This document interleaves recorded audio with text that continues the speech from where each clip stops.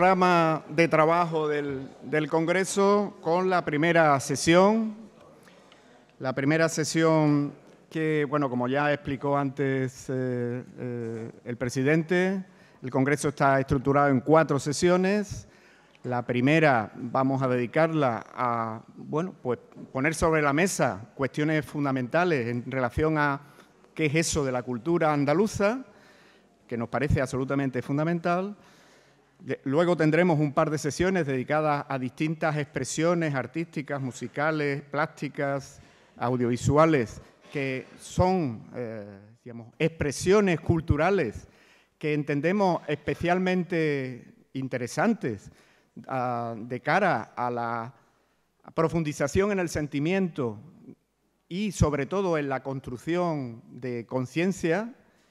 Y finalmente, la cuarta sesión la dedicaremos a, como también se ha citado antes y el propio rector lo ha señalado, las aportaciones que los nuevos andaluces, las personas que viven entre nosotros, con nosotros, que tienen un origen que no es Andalucía, pues están haciendo ya, de hecho, a la construcción de lo que ya es y sobre todo va a ser nuestra cultura en el futuro inmediato, diríamos, ¿no? Y cuya contribución a la toma de conciencia y a la construcción de Andalucía como pueblo nos parece fundamental. Como les digo, en esta primera sesión, las 4 sesiones van a tener una ponencia, marco, en el que, bueno, pues los ponentes van a establecer las ideas fundamentales que proponen para el debate y luego una serie de aportaciones por parte de panelistas que cada uno va a profundizar, a desarrollar distintas cuestiones relacionadas con esa temática general. También, como también se ha apuntado, la participación de las personas que consideran que pueden y que quieren aportar a esa reflexión, a ese conocimiento, va a tener su espacio en las 3 sesiones que tendremos de presentación de comunicaciones. Comunicaciones que, tengo que decir, hemos recibido un número significativo y hemos tenido que seleccionar las que finalmente están formando parte del programa en función fundamentalmente del grado de relación con la temática general, que es el de las expresiones, las expresiones actuales de la cultura andaluza y el andalucismo. Sin más, paso a presentar al ponente de esta primera sesión, el profesor Isidoro Moreno Navarro, conocido por todos y por lo tanto no necesita mayor presentación. Él es catedrático de Antropología Social de la Universidad Pablo de Olavide, bueno, y es alguien, perdón, de la Universidad de Sevilla, y a mí lo quiero repescar para allá, ¿no? De la Universidad de Sevilla. Y, bueno, no hace falta, digamos, explicar mucho por qué está aquí y por qué le hemos encargado esta ponencia, ¿no?, de fundamentación sobre estas cuestiones sobre las que vamos a dedicar el resto de la actividad. Yo, sin más, le paso la palabra. Muchas gracias, Isidoro.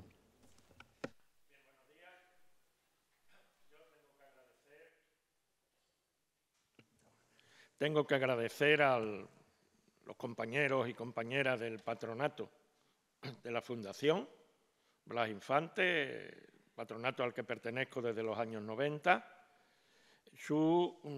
el que me pidieran o me designaran como uno de los ponentes de este congreso, que ya el 18, ya dice que en congresos y en revistas y tal, pasar del número 6 es lo importante, pues esto se ha triplicado ese pase o ese salto.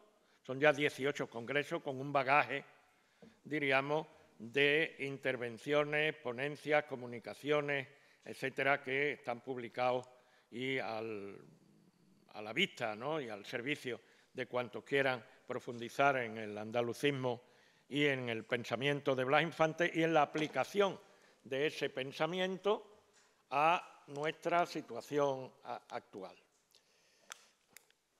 Bueno, como ha dicho mi compañero, no solo en la Fundación, sino desde hace muchísimos años en la universidad, porque él sí se podría equivocar diciéndose él de la Universidad de Sevilla, porque él fue un trasvase, un regalo que desde la Universidad de Sevilla hicimos cuando se se creó la Universidad Pablo de Olavide. Esta primera sesión no es solo la ponencia, aunque luego hagamos un descanso, sino que se compone también de las 3 intervenciones en la mesa redonda o panel, o como le queramos llamar, que son complementarias e indisolubles con la propia ponencia. Así pues, bueno, voy a entrar directamente en el tema, en el tiempo que se me ha asignado. El primer punto de mi intervención, de mi ponencia, se titula «La cultura como pilar central de la existencia del pueblo andaluz». Escribía el eminente jurista Bartolomé Clavero Salvador, fallecido hace ahora 2 años y al que todavía no se le ha hecho el reconocimiento que merece, que sobre todo tras la Convención de Derechos Económicos, Sociales y Culturales de la ONU de 1966, el derecho a la cultura propia, a la cultura del pueblo al que se pertenece, y ahora leo textualmente a Clavero Salvador, no es un derecho más, otro a sumar tras los derechos civiles, los políticos, los económicos y los sociales en una presunta sucesión de generaciones de derechos, sino el primero de entre todos los derechos. Añadía que este derecho es, comillas, a la vez individual y colectivo. Es una dimensión constituyente tanto del ser humano cual sujeto de libertad como de la colectividad humana cual sujeto también de derecho. Podemos afirmar, por tanto, parafraseando una famosa y vieja frase, que en el principio fue y está la cultura.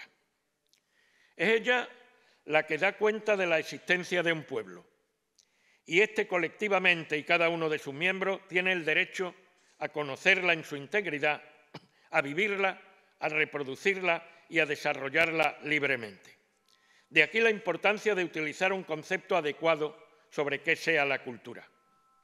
Este concepto fue el central de la antropología como disciplina desde su aparición en la segunda mitad del siglo XIX y se ha ido abriendo camino en combate con el concepto reduccionista y burgués que la hacía equivaler solo a las creencias llamadas cultas de las denominadas bellas artes y la filosofía, hasta traducirse desde hace unas décadas en la definición con valor universal adoptada por la UNESCO.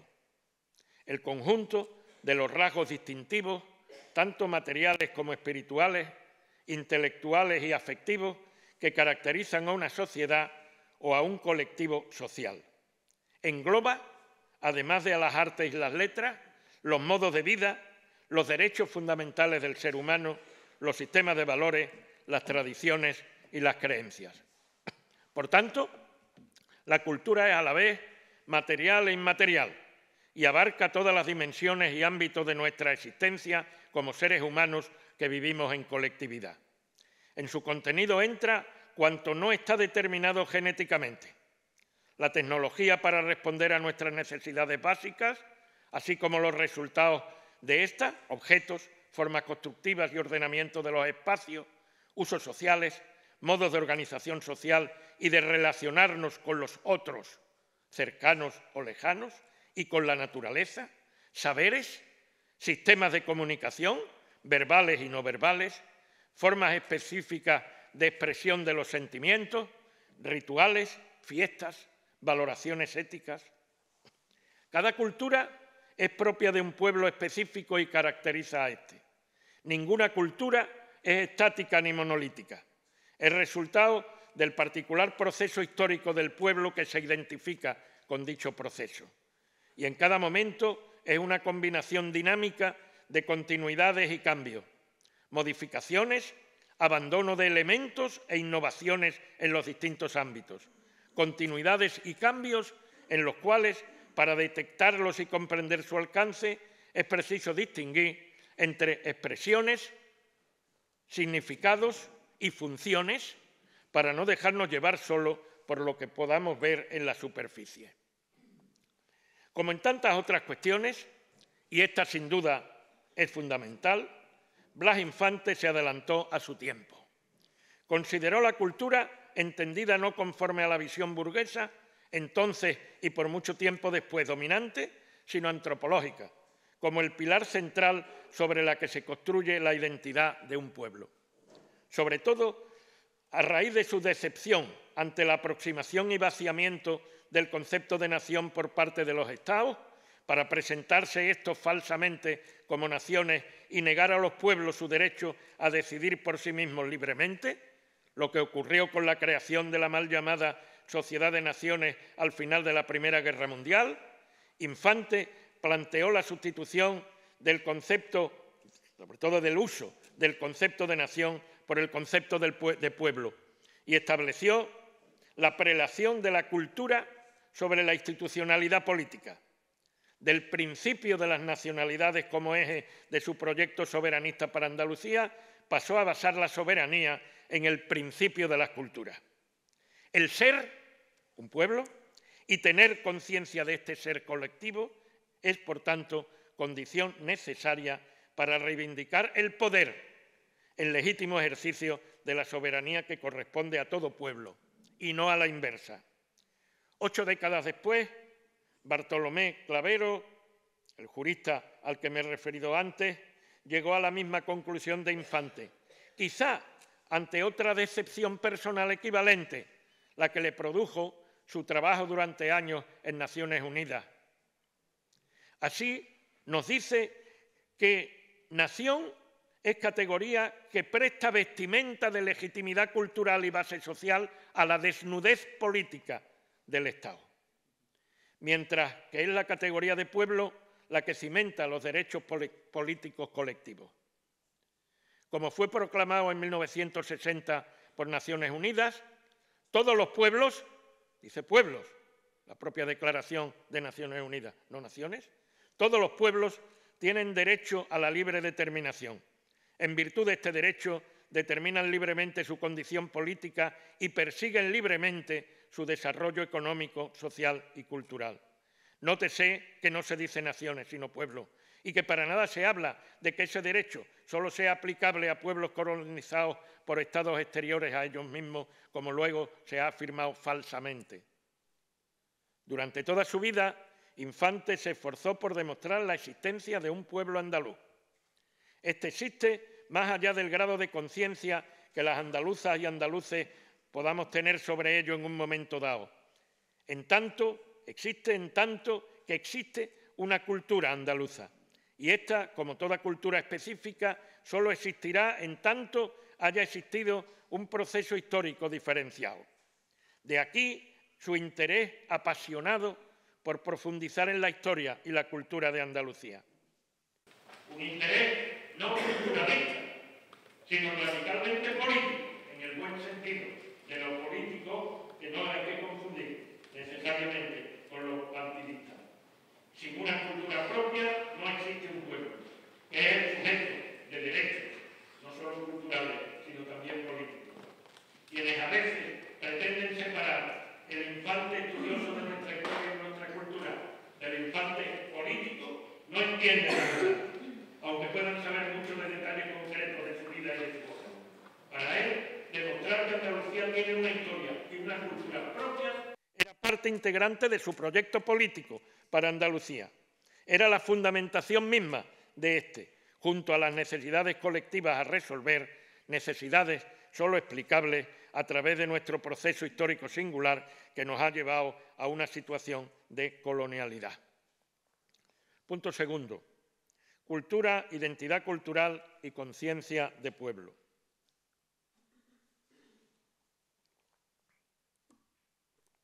Los pueblos son un hecho de cultura, como los estados son un hecho de poder, aunque traten de legitimarse a través de la supuesta existencia de una cultura que llaman nacional. Pero la existencia de una identidad histórica y de una identidad cultural objetivables, incluso la participación en la cultura propia, no significa que automáticamente surja la conciencia de compartirlas colectivamente conformando un pueblo. Incluso si existe un sentimiento de pertenencia, ello no equivale necesariamente a conciencia de identidad, porque existen factores de bloqueo que dificultan el paso desde el sentimiento a la conciencia de pueblo. Referido a Andalucía, bastante he escrito a este respecto desde los años 80 del siglo pasado hasta hoy, pero conviene reactivar y actualizar el análisis. Considero que los tres principales factores de bloqueo de la conciencia del pueblo andaluz, de los andaluces como pueblo, del paso del sentimiento, incluso del orgullo de ser andaluz, a la conciencia de pertenecer al pueblo andaluz, que son dos niveles diferentes. Los tres principales factores de bloqueo de ese tránsito entiendo que son la ideología del nacionalismo de Estado español, la ideología del reduccionismo economicista o marxismo vulgar y la ideología del capitalismo globalizado. Voy a pasar brevemente a delinear lo fundamental que entiendo en estas tres ideologías. La ideología del nacionalismo de Estado español, para ella, que sigue siendo la hegemónica en Andalucía, porque es transmitida en la gran mayoría de las aulas escolares e incluso universitarias y por los grandes medios de comunicación. Este país nuestro, Andalucía, es solo una parte, una región de una supuesta nación, que existiría desde prácticamente el comienzo de la historia. Desde esta ideología se niega la existencia de un pueblo, el andaluz, con pleno derecho para decidir por sí mismo, dotándose de los instrumentos políticos necesarios para ello. La negación no se restringe al ámbito de la institucionalización político-jurídica, sino que abarca también las dimensiones cultural e histórica.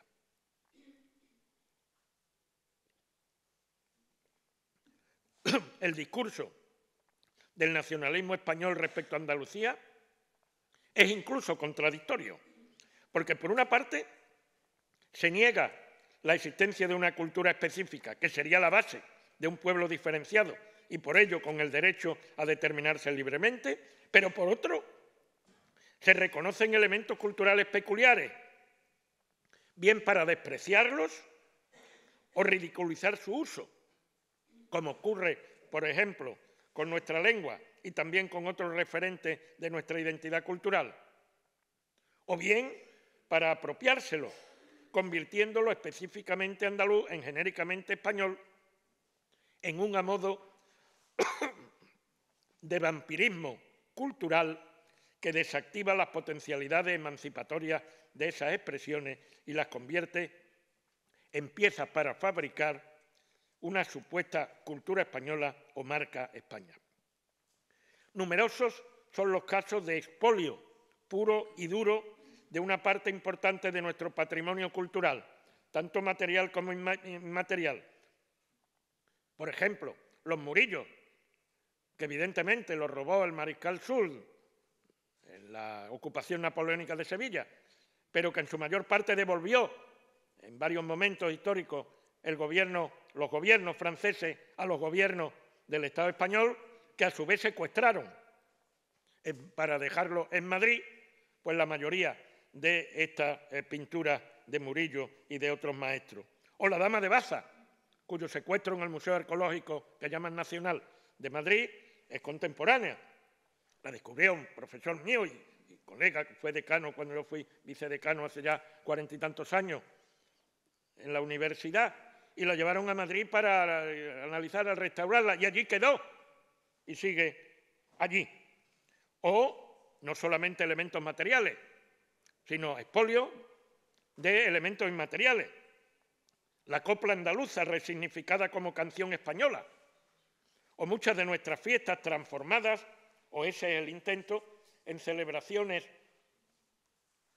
españolas y nacionalcatólicas, o el intento incluso de hacer pasar el flamenco como una expresión deslocalizada, o en el límite del paroxismo, muy propio de la señora presidenta de la Comunidad de Madrid, querer convertir a Madrid en la capital mundial del flamenco.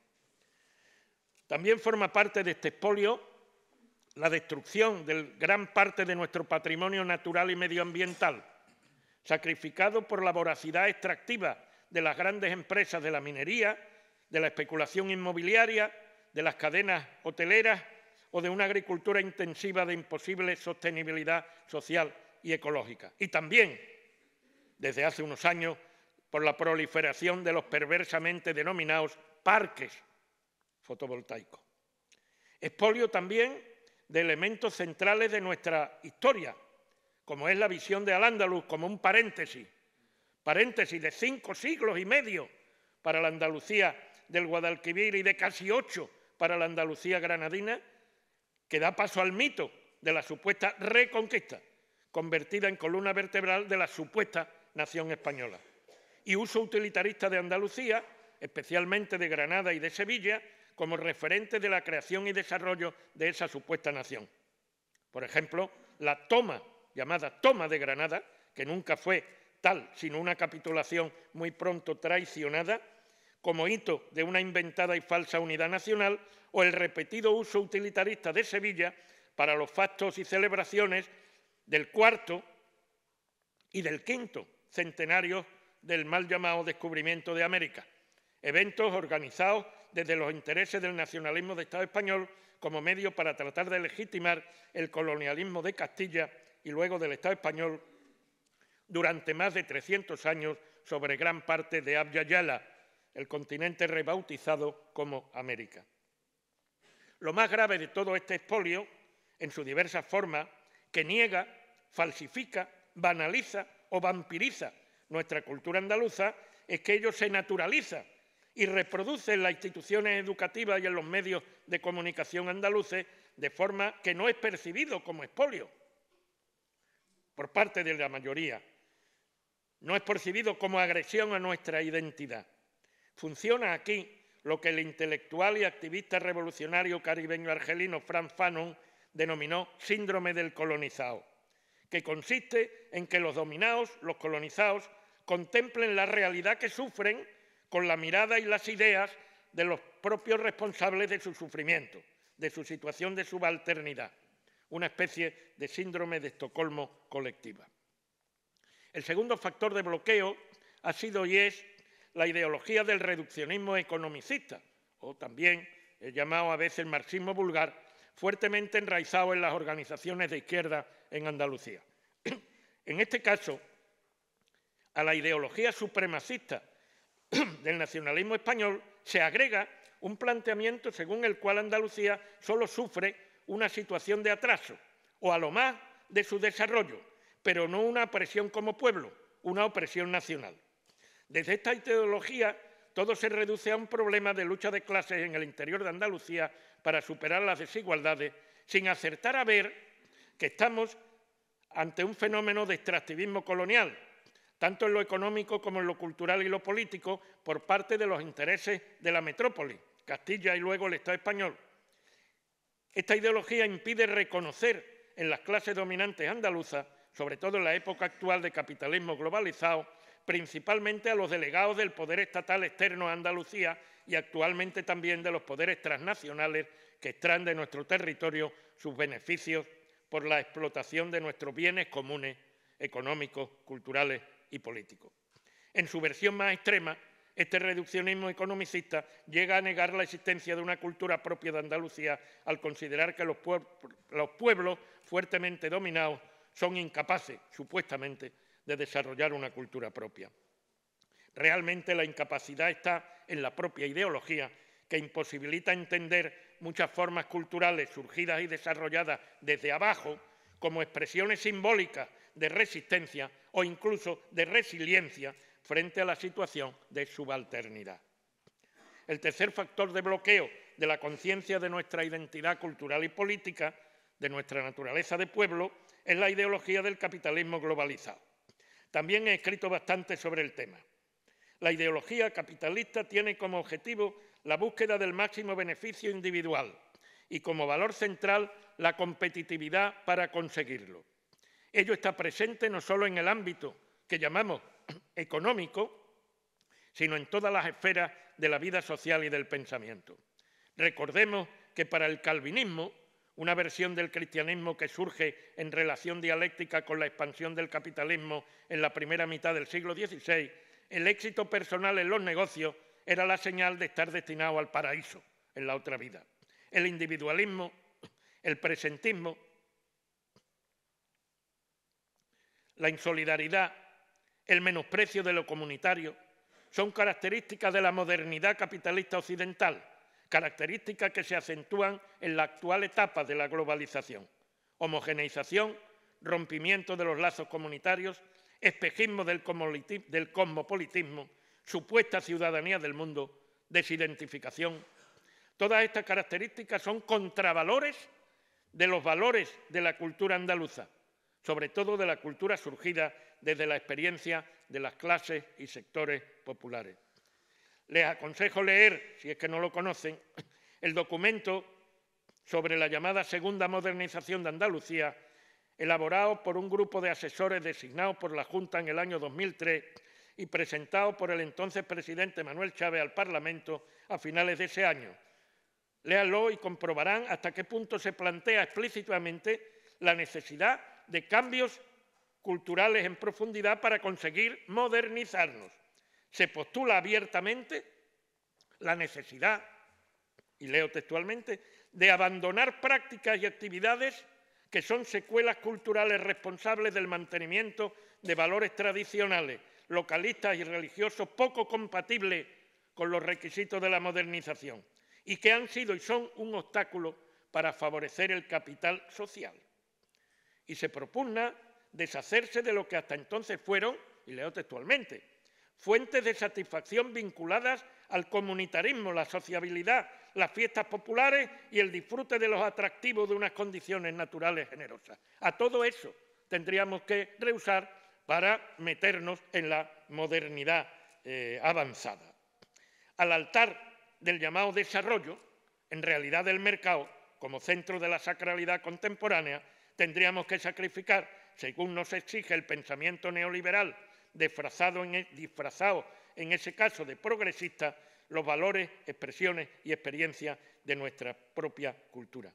Subrayo que se trata del documento más importante producido por el que podríamos llamar el think tank del poder socialista en Andalucía a comienzos de nuestro siglo. Si no lo conocen, como me temo, léanlo por favor y entenderán muchas cosas. Yo escribí al hilo de su publicación un artículo de análisis crítico al que, como podría esperarse, no se le dio demasiada difusión. Conviene señalar, porque me parece muy importante para los debates que van a producirse, espero, en este Congreso, que esta ideología globalista, homogeneizadora y etnocida no es incompatible, sino todo lo contrario, con la activación de determinadas expresiones culturales propias de los pueblos. Pero eso sí, desenraizándolas, descontextualizándolas y folclorizándolas para ser vendidas en el mercado turístico. Junto a lo estandarizado, se cotiza mucho también hoy lo, comillas, auténtico, real o inventado, pero sobre todo atendiendo a las formas y no a las funciones y los significados. Se cotiza lo exótico, pero privando a esos elementos culturales de su valor de uso. Todo se sacrifica al sacro hoy central, al dios mercado y a la doctrina del utilitarismo mercantilista, lo que es incompatible con los valores de la cultura andaluza, una cultura singular y mestiza que siempre ha estado abierta porque se alimenta de al menos 5 fuentes principales: la andalusí, que recoge toda la tradición de la bética y del tarteso originario, la judía, la castellana, la gitana y la negroafricana. Una cultura que tiene como valores centrales la personalización de las relaciones sociales, lo que se transpone también incluso a la esfera de la relación con iconos religiosos, conformando un ámbito específicamente andaluz de religiosidad, que no de piedad popular, el alto nivel de sociabilidad, la negación simbólica de la inferioridad, el igualitarismo, la unión. Tengamos estos valores muy presentes a la hora de analizar también nuestro hoy. Hemos de insistir que esta ideología globalista es hoy la hegemónica a nivel planetario, especialmente en los países del norte global. Su extensión a los países dependientes del sur es una forma más de colonialismo. No solo se extraen de los pueblos del sur, entre los que incluyo Andalucía, sus bienes comunes transformados en recursos económicos para beneficio ajeno y se mantiene la subalternidad política, sino que se coloniza también el pensamiento a través de las ideas, expresiones y objetos elaborados en los centros del poder del norte para consumo de la gente del sur y también de los diversos sures existentes en los estados del propio norte. Se trata de la fabricación de nuevas expresiones culturales pertenecientes a un tercer tipo de cultura, la denominada cultura de masas. Ahora, un buen número de productos culturales son expresamente fabricados para vehicular el pensamiento hegemónico bajo formas que pueden ser extraídas de la cultura popular, previamente vaciadas de su potencial transgresor, o que son fabricadas ex novo y rápidamente popularizadas a través de los medios de comunicación de masas y también hoy de las redes sociales teledirigidas. Este nuevo tipo de cultura nos muestra que ha quedado ya insuficiente la dicotomía cultura hegemónica versus cultura popular, o con otras palabras, cultura de las clases dominantes versus culturas de las clases subalternas que utilizábamos como metodología de análisis hace pocas décadas. La metodología debe complejizarse y tener en cuenta este tercer tipo para contemplar de forma más adecuada una realidad que se ha complejizado. El siguiente punto de mi ponencia titula Andalucismo cultural y andalucismo político en las tres etapas anteriores del movimiento andalucista. Establecido todo lo anterior, creo importante estudiar cuáles han sido las relaciones entre lo que podríamos llamar vertiente cultural del andalucismo y la vertiente más directamente política de este. Bien entendido que no a todo lo que presenta elementos expresivos andaluces debemos calificarlo como andalucista. La aplicación de las anteriores categorías ha de servirnos para distinguir el trigo de la paja. Propugnamos calificar como andalucista solamente aquello que posee una función de resistencia, sea real o simbólica, consciente o no tanto, frente a las tres ideologías alienadoras que antes he delineado. Y también, evidentemente, a todo aquello, más minoritario, sin duda, que tenga un significado resiliente. Hasta ahora, el andalucismo ha tenido una trayectoria guadianesca. Ha pasado por tres etapas de visibilidad y auge, al menos relativo, separadas entre sí por periodos de fuerte debilidad. Subrayo de lo de etapas porque lo de olas, además de ser un plagio de la periodización del feminismo, me parece que en sí mismo trae a nuestro imaginario la frustración de un eterno hacer y deshacer. Las olas van y vienen, pero no hacen avanzar el mar, en nuestro caso el andalucismo, y además sirven para que determinados surfistas, aventureros de la política, como los denominara en su tiempo Blas Infante, se exhiban en la cresta de la ola. Y luego llega la bajamar. En el pasado, las tres etapas de mayor presencia del andalucismo han sido, o sea, las etapas han sido tres y no dos, como algunos insisten en señalar. La primera, los años del sexenio democrático del siglo XIX, 1868-74, que se cierra, se extiende y no se cierra hasta 1883 con el proyecto de Constitución para Andalucía de Antequera. La segunda, la época representada por el andalucismo histórico liderado por Blas Infante, que se extiende durante los algo más de 20 años que van desde Ideal Andaluz, en 1914, al golpe militar fascista de julio del 36 y sus inmediatas consecuencias.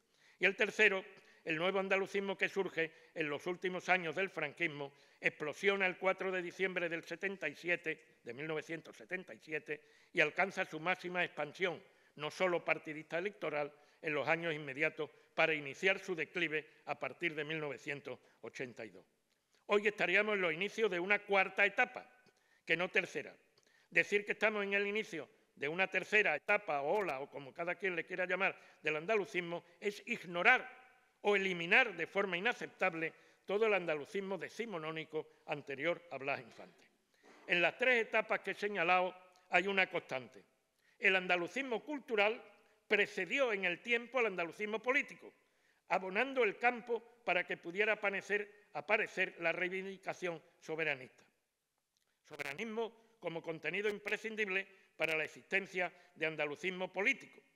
La relación entre ambas vertientes, la cultural y la política, de una misma realidad, el andalucismo, fue en algunos momentos estrecha y en otros bastante menos. En la primera etapa del andalucismo se realizó lo que yo llamé, ya en los años 70 todavía del siglo pasado, el primer descubrimiento consciente de la identidad cultural andaluza. Un grupo de intelectuales, principalmente en Sevilla, aunque en menor grado también en Granada y otros lugares, se preguntaron sobre qué caracteriza a los andaluces.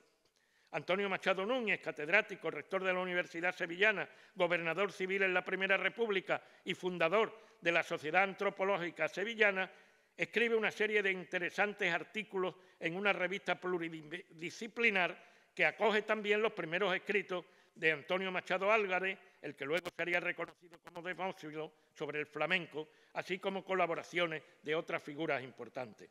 Joaquín Guichot publica la primera Historia General de Andalucía. Sales y Ferré funda el Ateneo y Sociedad de Excursiones, con especial atención al entorno físico y cultural. Pocos años después, Machado Álvarez, junto con Alejandro Guichot y otros, funda la Sociedad del Folclor Andaluz, con el explícito objetivo de estudiar las producciones culturales populares, planteando que en otros lugares se constituyan entidades equivalentes y el conjunto tenga una estructura federal. La vertiente política del andalucismo en esta primera etapa cristaliza en la década siguiente con una declaración rotundamente soberanista que constituye la piedra fundacional del andalucismo político y referencia y punto de partida obligado para cualquier planteamiento posterior que pretenda la consideración de tal.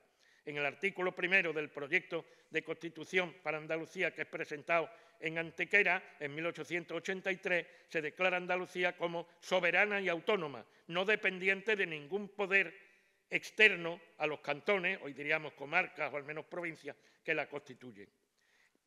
Contemplada desde nuestro hoy esta primera etapa, su problema principal estriba en la débil relación entre las vertientes cultural y política, aunque sí compartieran su interés por lo específicamente andaluz y por lo comunitario, que explica el énfasis en lo municipal, en lo local, tanto en el plano cultural como en el político.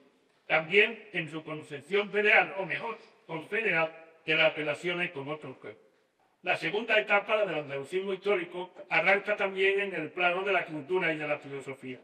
No es casual la importancia de entidades culturales como el Ateneo Hispalense y de forma más amplia y multidimensional de las corrientes que conformaron el llamado regionalismo, a veces definido como movimiento, otras veces como estilo, en la arquitectura, en la música, en la poesía, en las artes prácticas, en las artes decorativas, en el pensamiento, en la poesía, en el flamenco, en la copla, en el pensamiento. En muchos de estos ámbitos se mezclan elementos tradicionales, la forma historicista, en los materiales, en las maneras de trabajar esto, con estructuras contemporáneas. Hubo un indudable renacer de formas en plena andaluz, aunque en muchos casos no hubiera el objetivo consciente de despertar la conciencia del pueblo, si bien la existencia de este queda implícita en gran parte de las producciones. La deriva culturalista de una parte importante de ese movimiento se fue acentuando por el interés por las formas sobre el interés por los contenidos. Y esto llevó a la parte a distanciarse de los núcleos de ese regionalismo cultural, aunque no romper los lazos con alguna de sus figuras. Su distanciamiento y las culturas con el propio Ateneo, del que era miembro activo y donde precisamente presentó por primera vez su ideal andaluz en 1914, refleja claramente esto. Infante creó el Centro Andaluz como estructura asociativa en la que puede realizar tanto actividades culturales como sociales y políticas y también de proselitismo. Pero ello no quiere decir que él, que en el secundario y en el empeño, varios de ellos sin dejar el propio Ateneo, como José María Izquierdo, abandonaran el ámbito de la cultura. Antes bien, la entendieron como un eje fundamental, tanto en los planteamientos como en la práctica del andalucismo.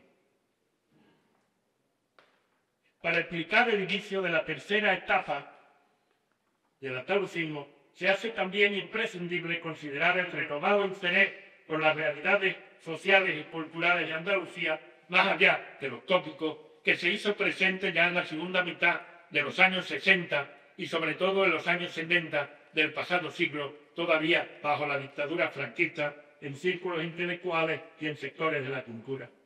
Comienzan las visiones no folclorizadas de nuestra realidad social a través de estudios y publicaciones. Se rescata en gran parte el flamenco. Aparece el rock andaluz con Pluto como Triana, con Jesús de la Rosa como eje, o Medina Sala. Surgen los cantautores, que la variante de los padres Carlos Cano se convertiría en iconos discutibles del andalucismo. Salvador Távora y la Cuadra revolucionan el teatro, fabricando lo que yo no dudaría en llamar grandes óperas andaluzas y andalucistas. Hay un boom de la novela hasta el punto de acuñarse el término penar la luce.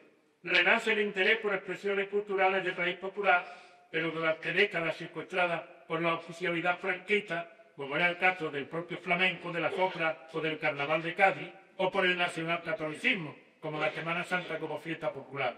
La mayoría de estos casos sí son adecuados definirlos como andalucismo cultural por su directa y en muchos casos bien conscientes implicaciones políticas. La explosión identitaria del 4 de diciembre de 1977 no ocurrió en el vacío ni por arte de magia. El andalucismo cultural había abonado el campo para que pudiera florecer el andalucismo político. Otra cosa es la trayectoria de la primera y principal organización político-electoral que se declaró andalusí, no desde el primer momento de su existencia, por cierto, sino a partir del descubrimiento del andalucismo histórico, como bien ha señalado Rubén Pérez Cruz Gitana en el congreso anterior de hace pocos años de la Fundación. Y también conviene señalar que una trayectoria errática e ideológicamente ambigua por parte de organizaciones que precisamente políticas que se autodefinían como andalucistas puede dificultar o incluso arrasar el andalucismo cultural. El último y brillantísimo canto del Cisne de F fue el discurso inolvidable para quienes tuvimos la fortuna de estar allí, de Antonio Gala, en abril del 78 en la mezquita de Córdoba. La ocasión era nada menos que la inauguración del primer Congreso de Cultura Andaluza, organizado por diversas asociaciones culturales.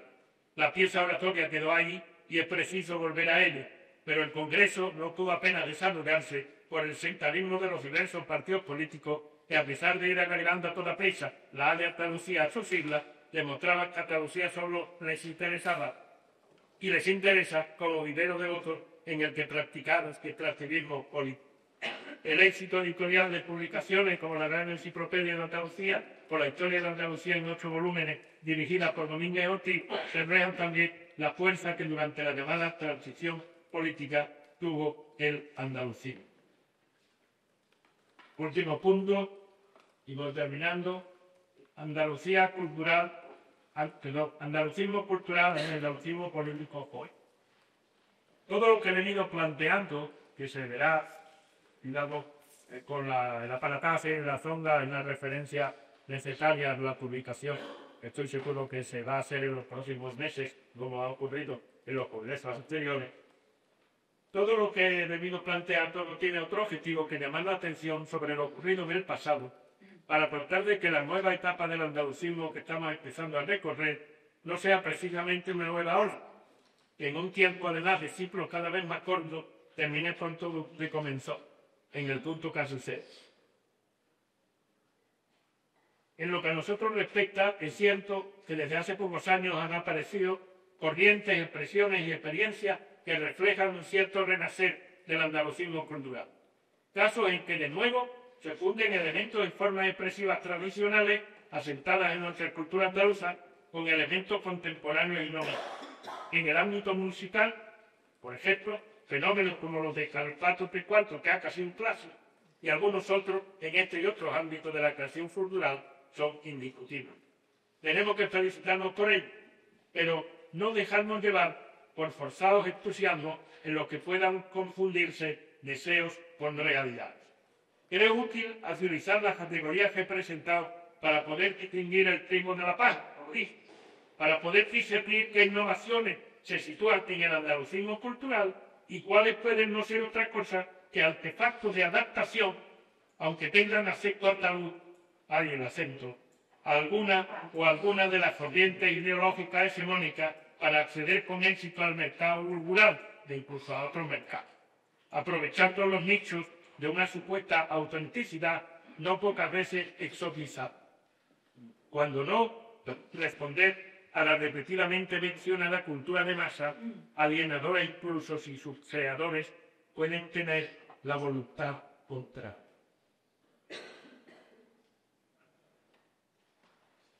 No quiero que se me malentienda, ni que mis palabras puedan significar un llamamiento a enrocarnos en trincheras imposibles por anacrónicas y etcétera.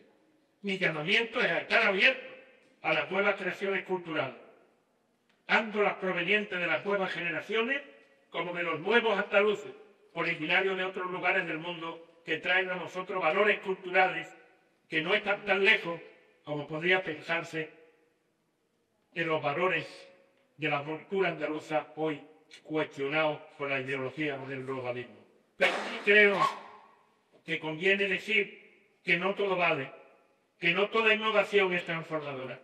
El lenguaje cultural con el que estén construidas es importante, pero lo es aún más cuáles sean los valores que se transmitan y la conciencia que active.